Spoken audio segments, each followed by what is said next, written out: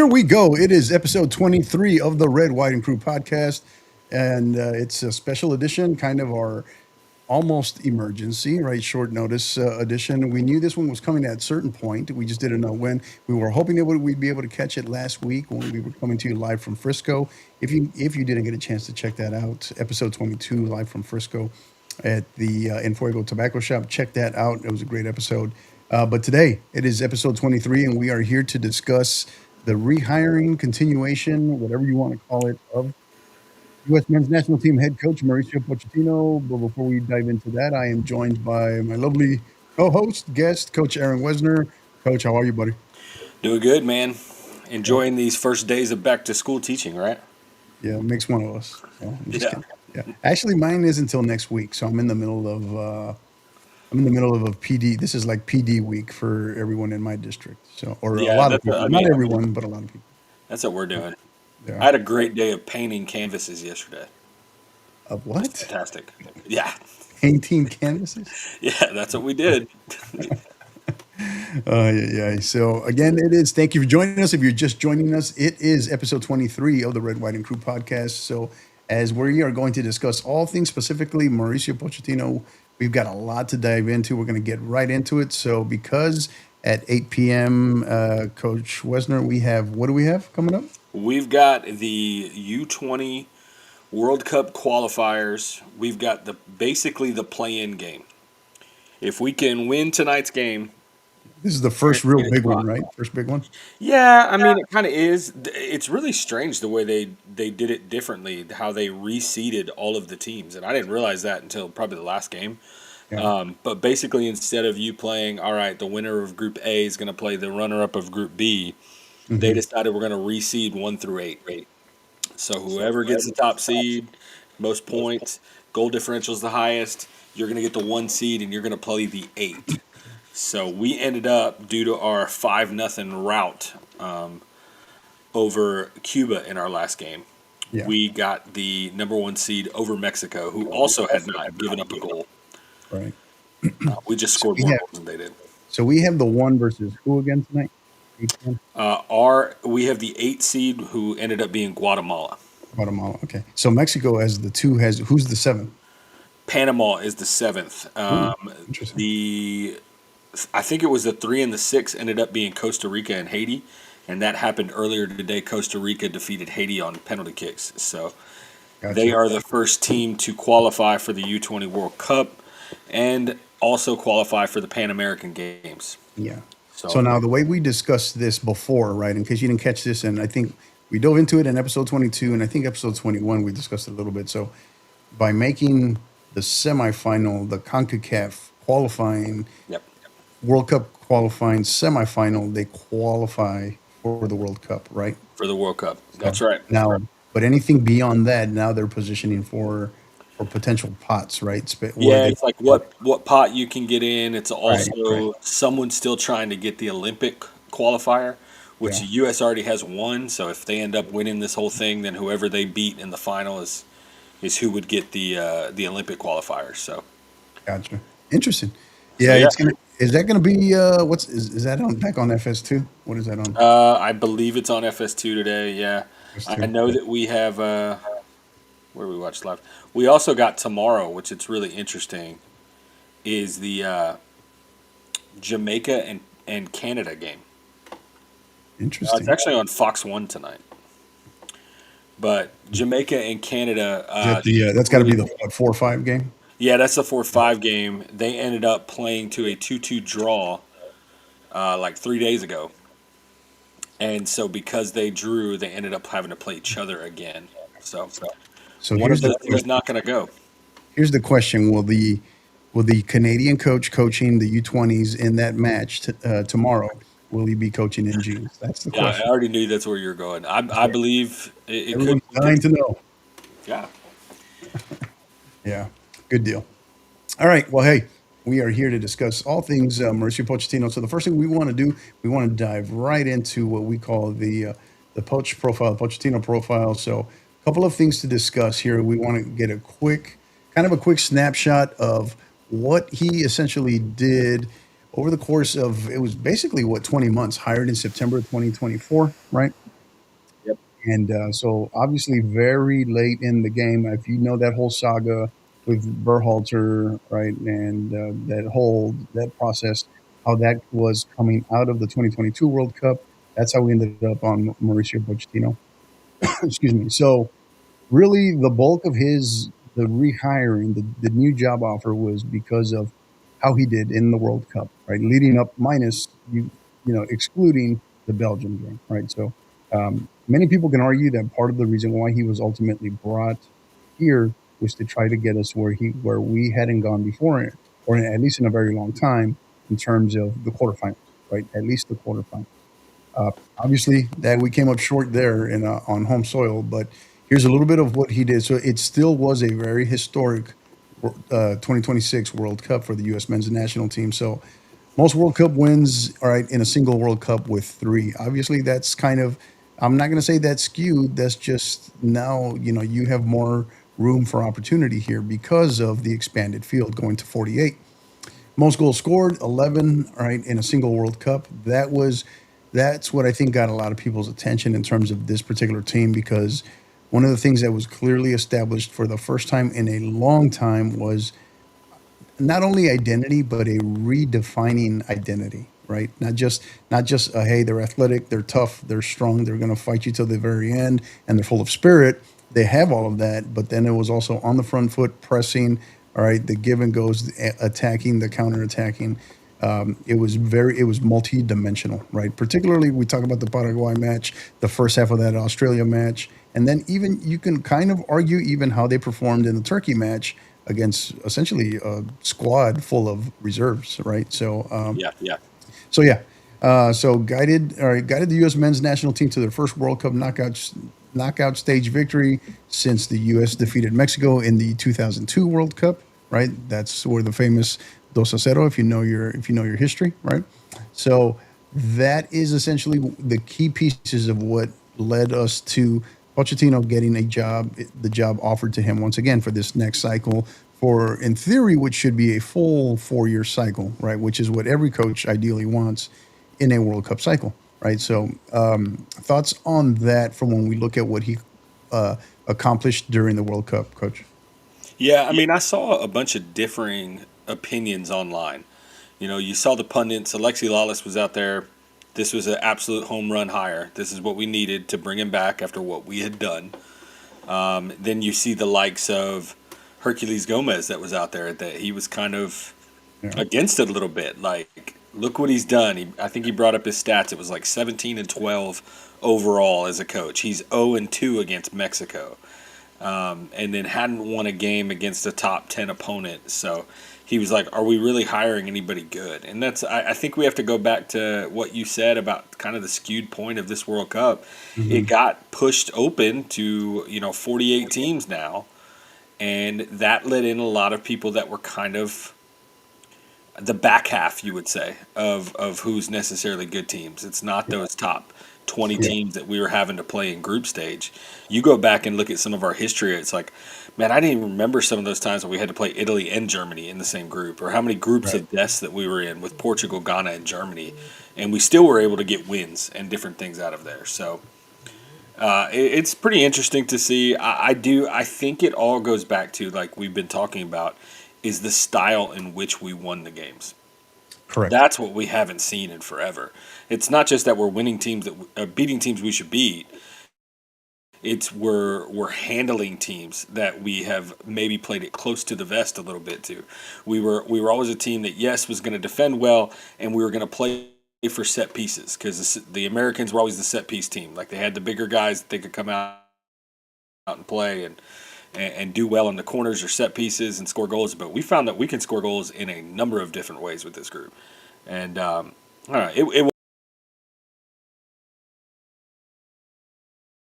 a full World Cup. It was everything that we'd hoped it would be. We wished it was one more game, Yeah. but man, it was fantastic. And I think this is a great hire. I don't think we've talked about this before. I don't think there's anybody out there right now that is ready to take a job, because we're talking about outside of Pep. But Mhm. we all know he's turned down plenty of jobs because he said he wants a Right. break. So with him not being on the table, I don't think there's anybody out there that it's like, we got to go get him now. Yeah. So Yeah. I think this was Yeah. very important to bring him back, and I think a very good call. Yeah, no, I agree. So, from the coaching philosophy perspective, right? So, if for the people that are kind of newer in here, following Pochettino or unsure, unclear, these are some of the kind of the key characteristics that define, all right, just Pochettino ball, his style, his emphasis, his focus, his philosophy, right? So, high intensity pressing that really came of age in the World Cup because Hmm. what gets lost on a lot of people that were kind of late to the party here was Pochettino never really had this group of guys that he started in the Paraguay match in the first round, the first match, opening match of the World Cup until then, right? It was Yeah, always that was the only game. yeah, it was somebody was always missing, somebody was always hurt or unavailable or something, right? So I felt like that was where, even though he came on September of 2024, you know, having the likes of a Christian Pulisic deciding to sit out, taking the tournament off, taking the summer off, right? That's what didn't help Pulisic when it came down to how this World Cup transpired for him, right? So Yeah. kind of set himself up for a lot of that, unfortunately. So quick transitions after winning possession. I think that's one of the key things that also stood out. Right, was these were not these were not traditional characteristics in a U.S. men's national team. These first two bullets here, and being on the front foot, going to win the ball when you didn't have the ball. Right, obviously structured defense and how their attack came out of their back line, their aggressive defense, a vertical attacking game, and then I think the one for me was the team, the collective team identity, right? What he brought back, what he struck the most in his 20 months was culture, how he wanted them to look in his name, in his style, and really kind of redefine and give them not only find an identity, all right, but a redefined identity. So, your thoughts on his philosophy in terms of what you felt worked the best in the 2026 cycle and what you'd like to see more of out of from his philosophy in the 2030 cycle. I think we saw a lot of different formations from him pre-tournament where we didn't really know what we were going to look like, and I think a lot of that had to do with the fact that he didn't have all of his pieces. But when he rolled out against Paraguay and came with those three guys sitting in the back, Hmm. we pressed our guys up high, the wingbacks going up high. I guess we did it a little bit in the Germany and Senegal game, but we didn't do it with as much success as what we did against Paraguay. Right. And then the Paraguay coach talked about it, how he felt like there was this pentagon right in the middle of the field, and they felt like they couldn't get out. And I don't think we've seen that kind of suffocating defense from a USA team in ever. So that style, man, I love it. I mean, my coaching philosophy is kind of right up there, the high intensity pressing. I love when my teams can do that, and you got to be in shape to do that. And so Yeah. I don't know. I thought he brought a lot. I thought the vertical route, going route one, when you've got a guy like Flo Balogun up there, it's the right call. Let's go let him be an athlete and go outpace everybody else, which it's done well for him and has got him in talks with PSG now. They're talking Right. to him. I think rumored to be around 50 million is the transfer fee if they're going to agree to it. That's what Monaco wants. So Mhm. um, You yeah, think it man. happens? Do you think that happens with Balogun to PSG? I think it depends. We were talking the other day. I don't know if it was on air or off air, but I think Ramos is right. I think it depends on what happens with a couple of their other players. I think he was talking about Barcola. If they don't re-sign him and he moves on somewhere else, then it's going to be one of those two players that they're talking about bringing in. Yeah. But yeah, I mean, I would love for it to happen. To be honest, I'd love to see a guy on a big stage like that. I don't know if it necessarily will, but there's I a think lot he of needs good things he going needs on. to go somewhere. He needs to go He somewhere does need to go higher, somewhere. higher It's got to be a different profile challenge. where he's going to get more minutes. Yeah, different challenge for sure. So, again, if you're just joining us, this is episode 23 of the Red, White, and Crew podcast as we are discussing Mauricio Pochettino and agreeing to extend or agreeing to a new 4-year deal with the U.S. Soccer Federation. So here's the thing, right? The big question is how much of it is it 50-50? I mean, how we get the sense that he wants to be here. The question is, how much does he really want to be here? And is this more of, hey, I'll settle for this because there's nothing else attractive that I want that I'm interested in out there for now, right? So Yeah. because these are two different arguments, right? Is and obviously there's still a lot of the one thing we do know is his new deal will pay more than his previous deal of 6 million per year. We do know that, but details those are not out yet, and clauses those are going to be some of the details that I think a lot of people are going to want to see. Hey, what are the clauses? What are the buyouts for him to leave the U.S. men's national team? So I think if U.S. Soccer CEO JT Batson, who appears to be a pretty squared away guy doing his homework, knows that this is a possibility with Pochettino down the road, maybe a year and a half, 2 years down the road, or it could be within the next year, right? Could be within the Yeah. next, 6 to 9 months. Is this kind of setting the stage? Maybe it's buying yourself some time for the likes of a Pep Guardiola to make them tell you no with an offer. Maybe it's Yeah. buying you time for the development of, Steve Cherundolo or another American coach. Maybe it's buying you time. We'll just say maybe post Copa, right? 2 years down the road, where maybe now you have hopefully a more established, who's had some more success, more established in La Liga, Pellegrino Matarazzo, who's out there right now for Real Yeah. Sociedad, right? So I would like to think he's doing that's kind of the backup plan, but I don't know. Thoughts on that? Yeah, no, I think I don't know necessarily what they're thinking, but I will tell you they better have a plan because Right. the likelihood of him sticking around for all 4 years, I don't think is very high. I think it's much lower than what we even thought. I think we were like 50-50 on whether he was going to come back or not. And I Right. think the odds of him lasting that long are even lower than that. Right. So the plan better be there on what we're doing. And I think those three guys that you mentioned are probably the three best options for us as a team. Hmm. Because obviously, Pep Guardiola, it's an amazing hire. He's got so much talent that he can bring and knowledge of the game to our players to kind of make our players better. Now, the thing that we go back to, though, is can you win a World Cup with an international manager who's not from your country? So it's never happened before. I mean, I obviously, think Pep Guardiola can be the first, right? I think it's bound to eventually happen. It's just going to be a matter of you know when, and with who, with whom. Winning with who? Yep. Yeah. So So I think the other two options, though, Steve Trundlo, he's done great wherever he's gone. I think I can't wait to see what happens with the U23 team yeah. and to see who we actually call in. Who are your three players that you're going to call in that are over the age of 23 that you can call in? Hmm. There's so much that's going to be happening in the next 2 years that it's exciting for us to look at. And Copa America, have they announced anything yet? I don't think I've seen anything Still that where they're going to nothing. say it's going to be the U.S. Yeah, it's still nothing. It's largely speculated, still speculation, but highly speculated, I guess, that the plan is to bring it back to the United States, but like we said, still very much unofficial. So highly speculative at this point. But sources, there's enough of the good, trustworthy sources that are thinking that that's what's going to happen. So we'll see. Yeah. But yeah, so we mentioned Cherundolo. We talk about I don't know.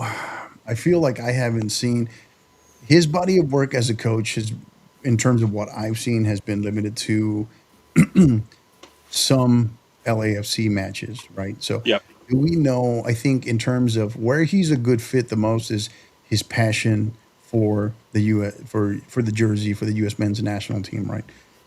Excuse me. Style wise, very much I think different. I'm not going to say philosophy, but style very much different from Mauricio Pochettino. So how will that jive? How will that work hand in hand? And then still some of the details that are not out there, because I know sounds like Pochettino and his staff were obviously jockeying for more control. Right? Is still no technical director out there hired. So what's going to happen there? We've hit on that one hard. So we'll see what comes of that in the process. Yeah. But yeah, that's the thing is like if and when Pochettino leaves, and maybe it is Cherundolo at least to hold the fort down in the meantime. How much are they going to be in sync when we start talking about identity and everything that Pochettino has set in motion and put in place? Yeah, I mean, Cherundolo is one of those guys that he's got a lot of experience. Obviously, playing, he played for us in a World Cup. he started his coaching career over at Hanover, Right. '96 when he retired as a player in 2014. So he started in the coaching in the youth academy there, and then he was an assistant for Hanover, and then also an assistant for Stuttgart. So he's got a lot. He's got a UEFA Pro license. He got that in 2020. Then he managed the Las Vegas Lights.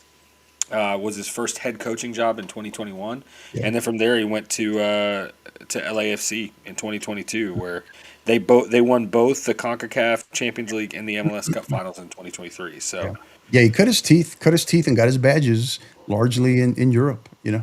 So, and I know he had just moved back with his family when they left LAFC, right? He had yeah, just left with his family to go to Germany, move to Germany. So, how, you know, he's based out of Germany, Pochettino's based out of London. So, what is that going to look like in terms of where they're going to live out of, being based out of? Obviously, from Pochettino's perspective, all your key players are going to be playing in Europe. I saw the breakdown of the current MLS. I mean MLS of the current of the 2026 World Cup roster.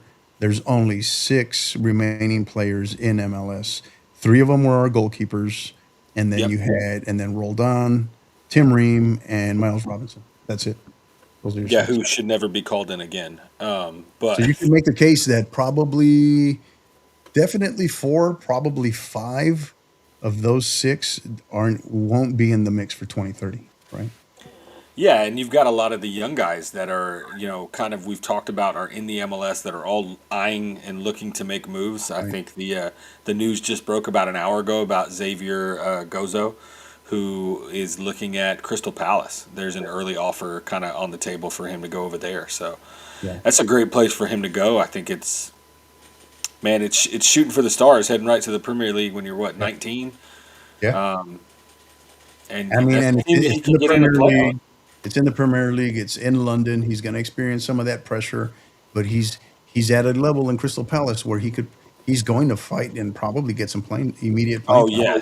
I Yeah. think that's a team that he can go play for right away. And then you've also got Chris Richards who's over there who's seen him play, who knows him at least a little. Hmm. Um, and so you've got a guy that kind of help bridge that gap and help him understand what it's like to Yeah. live overseas. So he's got a lot of things going for him, I think, with a move like that. And it's the right time. There's a lot of those players that need to make that move. I think Julian Hall is the next one we'll see. After seeing him in the MLS All Star game and how amazing he played with the confidence he had, um, and then what he's done at the MLS level, the New York Hmm. Red Bulls, man, they're pumping out some young Yeah, they are. talent right now. Just Yeah, letting they them all are. play. So Yeah, they are. Yeah. I think it's good, man. I mean, Yeah. we're in a good spot, and I think even Pochettino talked about that. I saw a little clip.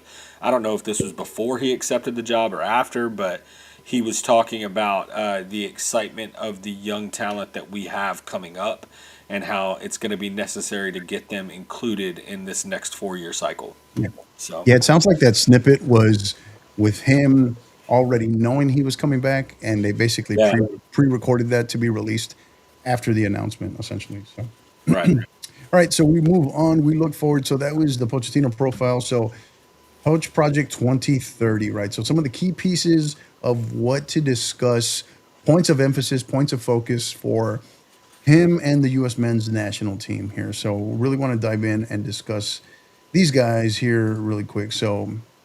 Uh, so the big thing. So further establishing that identity that is now in place coming out of the World Cup, right? Can they continue that, especially after that sour taste, how they ended the World Cup with Belgium, right? We're going to get into that a little bit later in terms of the friendlies, the upcoming friendlies, but how do they bounce back in their next match, regardless of who's playing, regardless of who's on the roster? What do they look like? You know, more so than just if they win or lose, but what do they look like? How do they perform in that first match back, right? Further establishing that identity. Uncovering fresh talent. So this is a big one from the perspective of we are in full blown crisis, DEFCON 1 mode when it comes to goalkeepers, right? Yes. And and then we've got, even though we took 10 freaking defenders to the the 2026 World Cup, we are in a shortage of fresh defenders, particularly center backs, right? So so that's one. The integration of the youth system, what you just talked about a little bit, MLS, And then the other piece, something that he's very not big on, he's not big on at all, and we talked about the likes of Banks as well, is what he's going to do between the U.S. and Germany, but recruiting dual nationals. He needs somebody, whether it's a technical director, whether it's someone on his staff, a little bit more premium emphasis on recruiting those dual nationals. Thoughts on these first two here, Coach? No, I think you're dead on with furthering this identity. I think we all like it. I think the fans were excited about the way they played it. What got Hmm. everybody interested in the way. I mean, when you talk to, you know how we all rub elbows with, football coaches out there because we work with a lot of them. They love to see this style of play where we're trying to go after and get goals. They love the up tempo, the pressing, where we're on the front foot all the time. And I think that excited a lot of people that were watching that maybe hadn't watched in a long time. And you hear it all the time from people who don't watch games. I hate 0-0 games. Those Yeah, aren't very fun. Us as soccer coaches, we understand there's some beauty in that. But to see that them take that kind of identity and keep going on that front foot and trying to score goals and staying down people's throats, man, I would love to see that. And then integrating the youth, I think you're right on. I think the only thing that I don't know about is a big question mark is like you said with recruiting the dual nationals. yeah, There are some guys that are out there that I think are worth us going after, but I don't know if he's gonna care to do it because he hasn't shown that he's cared before. But right off the top of my head, outside of Banks, because that's already been well documented, and we really haven't heard anything from him saying, "No, I'd like to play in the U.S. if they want me to come play." hmm, We know he turned down an invite, right, to come. yeah, So outside of him, I would say Albert at Dortmund. It's got to be a guy that we're looking at, a winger. yeah. Um, Yeah, you there's a talk about couple some of others. these guys. You talk about some of these guys too. That what's been, I mean, embarrassingly overlooked through the years, multiple years, right? Through many years, not just recently.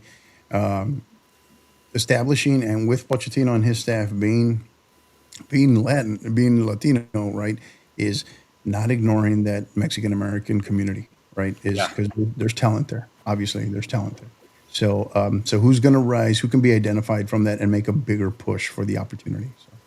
So yeah, interesting stuff. So all right, yeah, the next two, right, is because it's not like given the Nations League, given everything you're seeing out of Europe and how long UEFA World Cup qualifying takes, the process.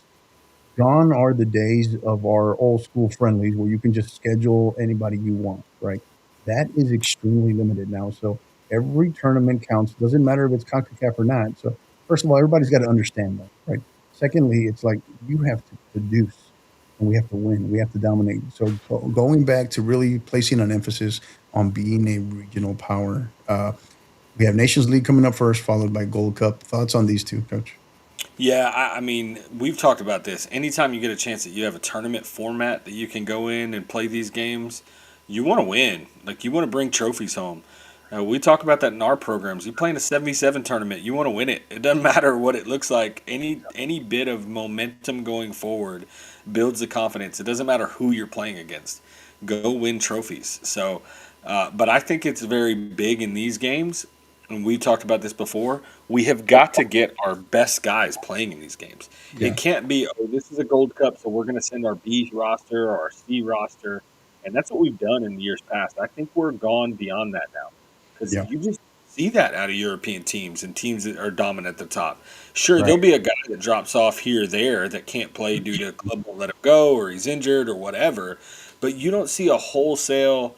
We're going to take a different roster because this is not the best competition we're going to play. It doesn't matter. You Hmm. play who's up in front of you, and you go out with the best we got. So I'd really like us to see us to push to get our best guys playing every chance we can get.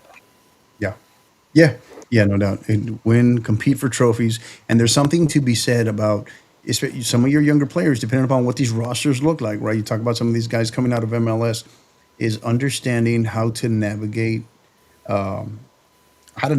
tournament play, right? So does Yeah. it matter CONCACAF or no CONCACAF? I mean, we've struggled. I mean, before we crack jokes, we can't get past Panama for the life of us. Oh So my gosh. it seems like they've become our bigger nemesis than even than Mexico, right? So So yeah, there's something to be said about that. And then, and keeping in mind, everybody's going through this process as well, as far as reestablishing rosters, talent identification, getting breaking in new coaches. We talked about in episode 22, Rafa Marquez in Mexico, right? So everyone's figuring all this out. It's not just us. So Yep. so the next two, right, kind of go hand in hand uh, with our last two that we just discussed. So we know outside of the CONCACAF competitions, you're going speculation, tentative, largely considered to that it's going to happen. Copa America being an invite and hosting the 2028 Copa America, a deep run there, right? Not since the likes of 2016 when we made it to the what was it semifinal before getting embarrassed in Houston by Argentina. Yeah. But that was a team that showed fight. That was a team that made a run to a semifinal, right? They didn't get grouped, right? So there's a lot to be said in terms of being the first host nation to ever get grouped in a Copa America, right? So there's some redemption there. And then you got the Olympics coming up at your disposal. The first time that we really have an opportunity to really truly use it as a developmental tool as a host nation, right? So having just hosted the World Cup in 2026 and now we host the Olympics in 2028, can we galvanize momentum there and make deep runs and have a great showing there? So and then a signature win, right? So how do we figure out Europe? Because Europe has really seemed to have been the kryptonite for the U.S. men's national team, right? Particular and also Pochettino, right? Because when you look at the record for Pochettino during this 20-month stint, it's not the world's greatest. I think it was what 17, 11, and 2 or something like that, I think. Yeah, I So, thought saw something like 17, 12, and 2 or something. or yeah, something like that. So so a signature win, I feel somewhere in there for Pochettino is needed, right? Sooner Yeah. rather than later. So thoughts and yeah, I mean that's the big one, right? Is figuring out getting a signature win and you're understanding that you're doing it when you're going to be less likely to be able to schedule top level European competition. And then one of the things that we talked about it earlier today, right? Here we go. We have a 19-day FIFA official FIFA window coming up September, October. And what do? We schedule Mexico. We schedule Mexico and Canada.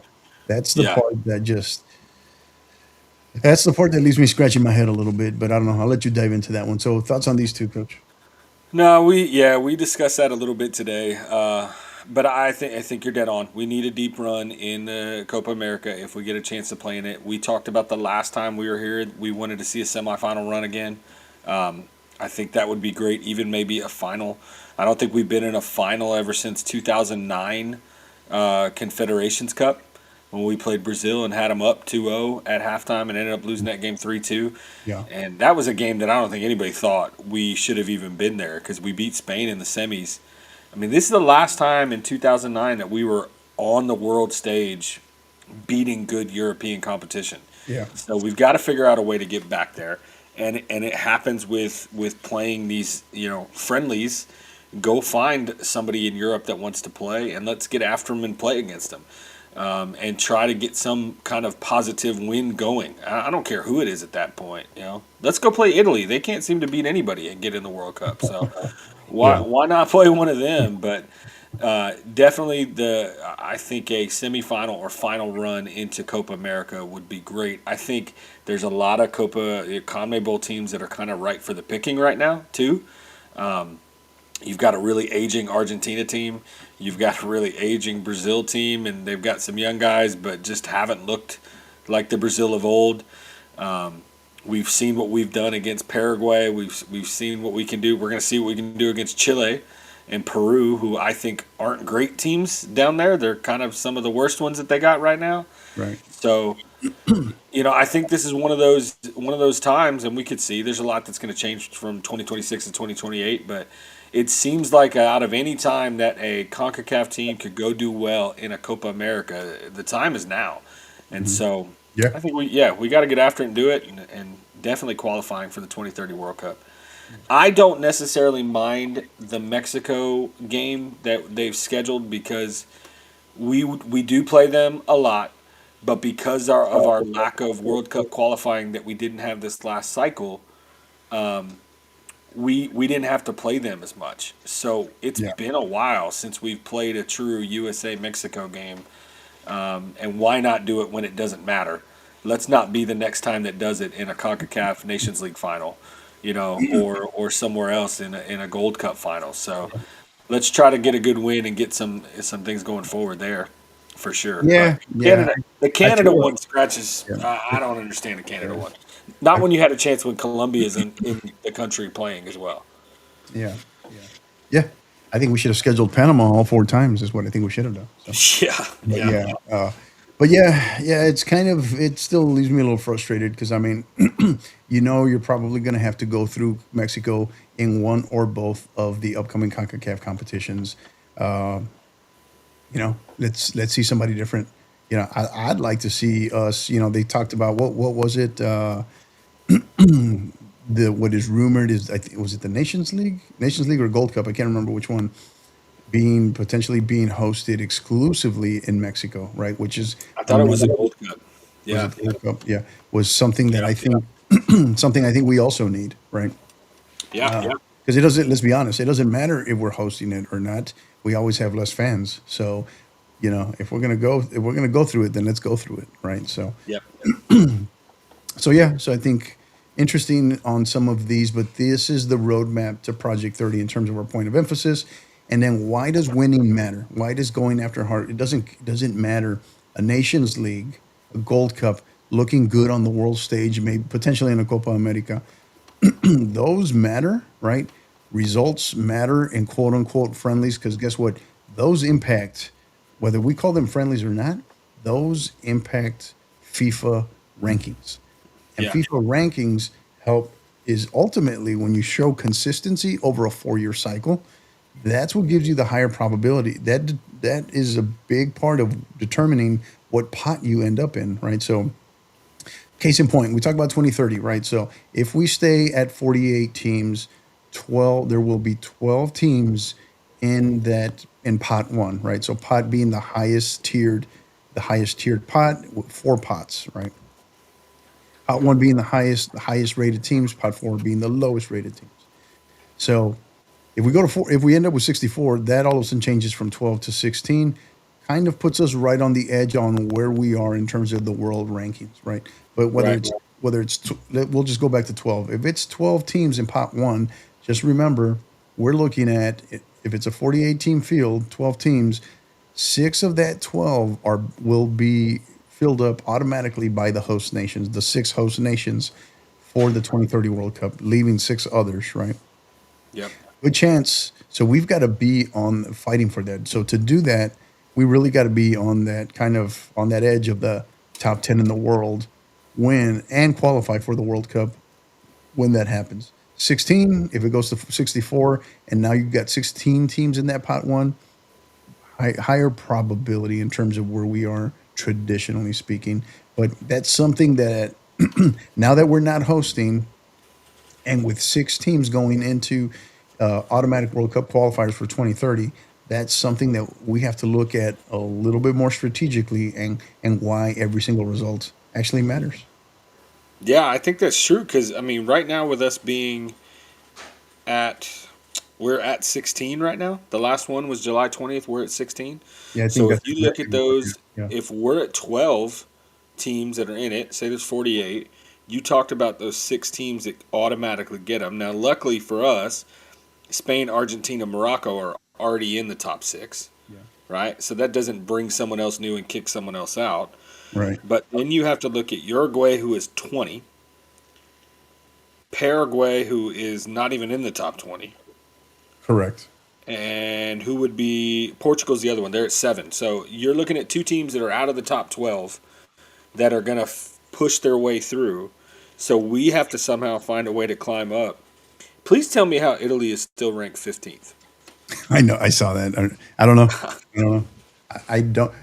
I guess they're putting a lot of emphasis on that 2021 Euro. I don't know. Shit, you got me. Had to have been. You got me. The positivity they've had over the last couple of years. So I Yeah, think you're right. There's a lot of work to do. Maybe there's a hope yeah. that then they do push it to 64 teams. Because let's be clear, the reason why we had such a significant run is we were a pot one team this Top this one. time around. Yep, yep. We have not been a pot one team. We've been stuck in there, which is how we get the group of death. So Right.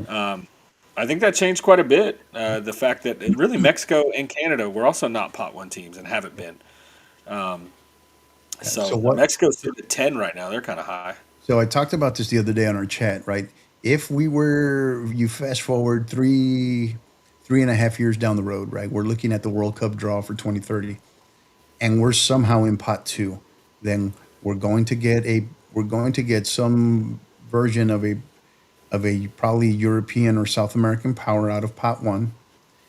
You're Hmm. going you're then going to get some either relatively tough team out of Europe or or potentially South America or one of the other two federations in the African Federation or the Asian Federation, uh, feeding into that, and then a fourth, a pot 14, right? So now all of a sudden your group gets a lot tougher. And historically speaking, the U.S. tends to be in either a they have been in a group of death multiple times, or in a in a group that you can make the argument for is, if not the toughest, second toughest, third toughest. But historically speaking, they have been in, traditionally speaking, I guess you could say, in one of the three toughest groups over the last, I don't know, since probably 1994, right?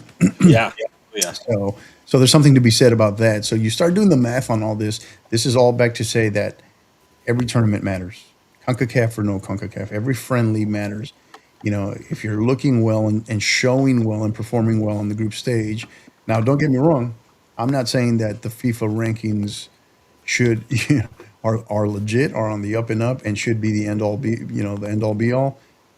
But that's how the system is. That's what factors into also the pot consideration. So 3.5 years from now, that's going to matter whether we like it or not, whether we agree with it or not. So understanding the system helps you, I think, helps you a lot more in terms of when we're naming rosters and playing to win, as you said, playing to win some Yeah. silverware, right? So, yep. So that does it. For anything else to add to this, Coach, in terms of our Project 2030 here, key points of emphasis? No, I think you nailed it. We've got to win games. Yeah, yeah, for sure. So, and then our last one here that we're going to look at. So, upcoming quote unquote friendlies, right? There's October 3rd is definitely not a friendly. I can tell you that, and probably not October 6th either. But No, not being that close to Canada either. Going all the way up to so, St. Paul 3 days later. yeah, how do we get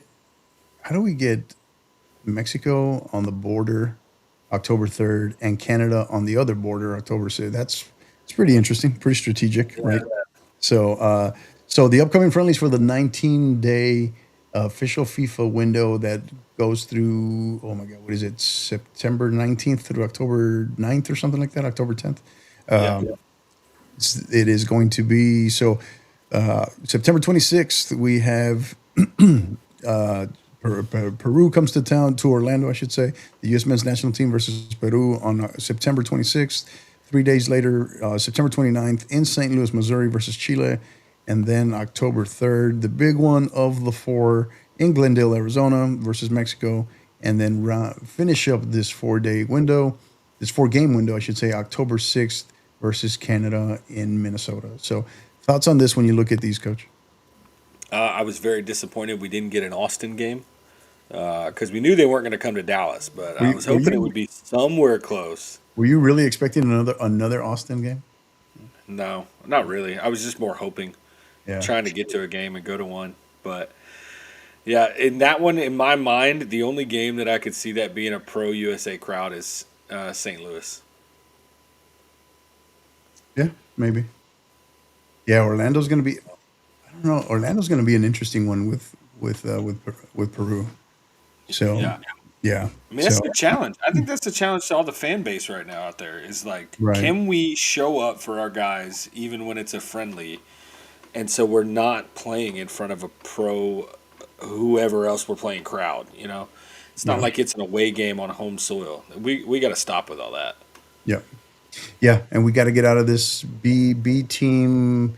I'm not going to play. I can't. Again, this is an official FIFA window, so meaning clubs have to release Yes. unless they're injured, right? Clubs have to release players, right? So, So this is not an unofficial one where they don't have to release one. So, um, how do you see when you look at these here?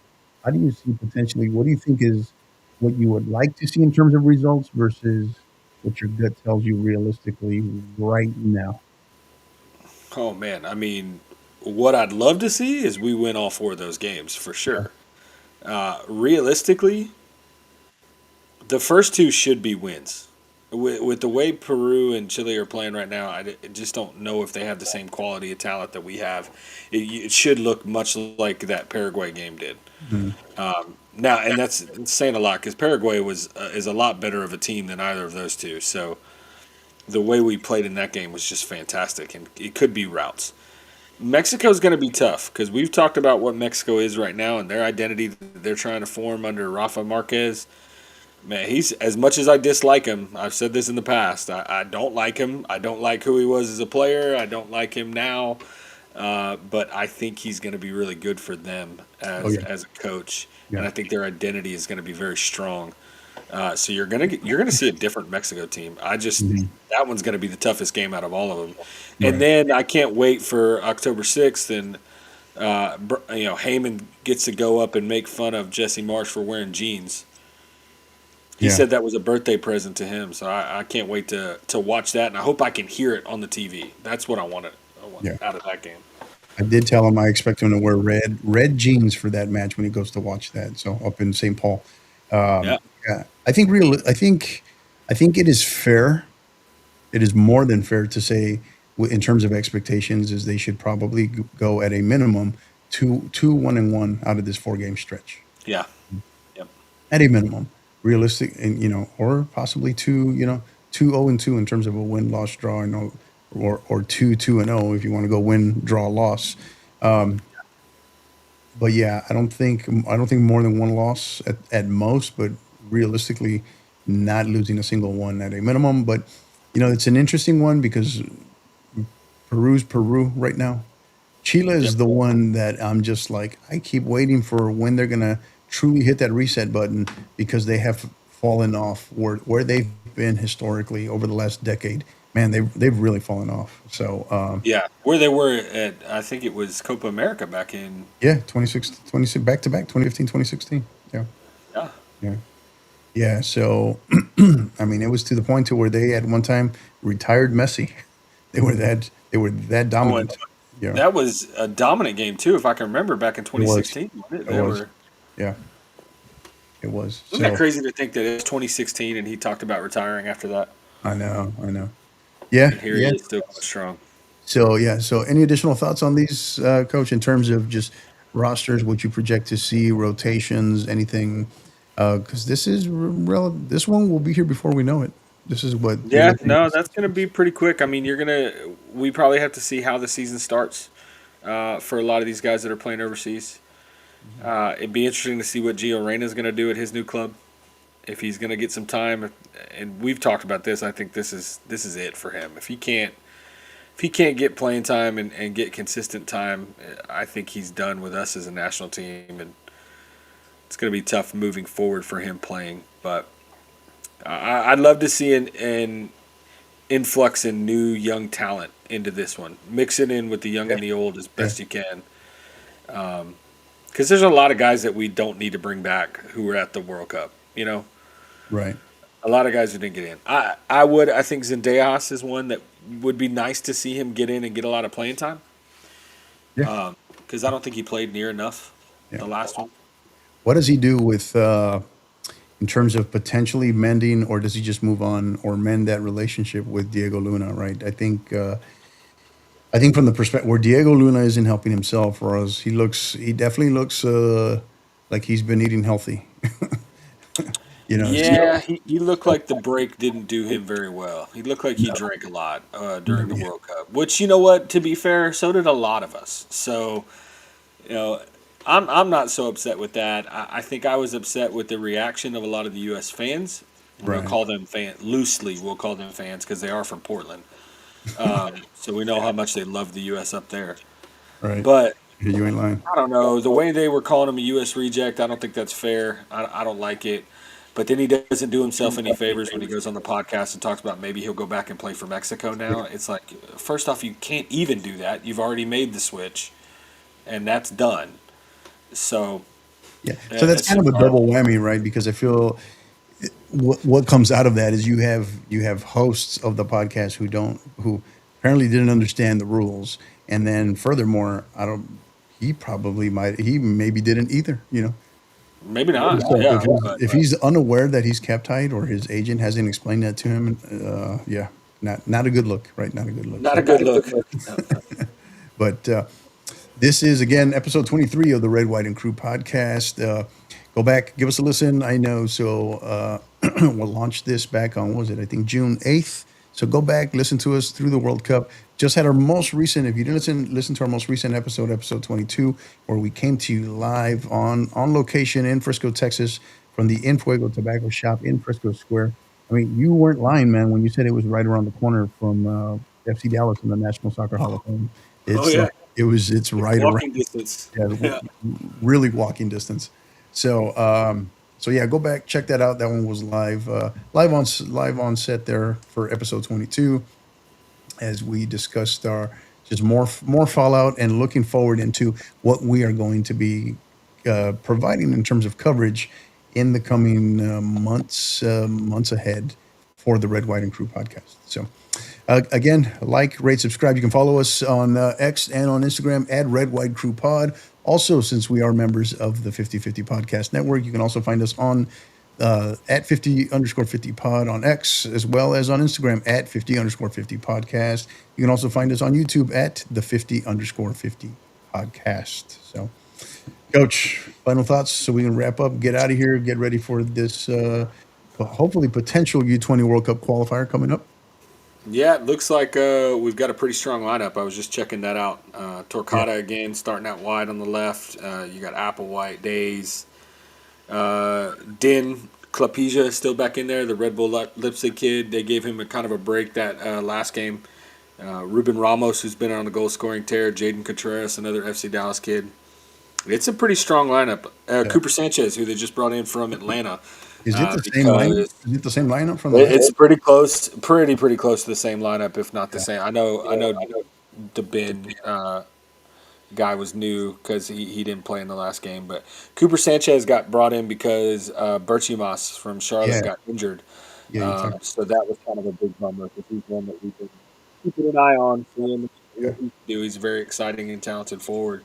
yeah, Uh, but yeah, Cooper Sanchez came in from Atlanta United, and he looked fantastic the other night. I mean, the first 20 minutes he was lights out, and we were all over him. So hopefully we can start fast tonight, yeah, coast it, ride that game out, and then get ourselves into a semifinal and a chance to play Mexico, because that's what it looks like right now. Two best teams by far, Mexico, U.S., haven't given up goals, scoring a lot of goals, multi-goal games, just been dominant.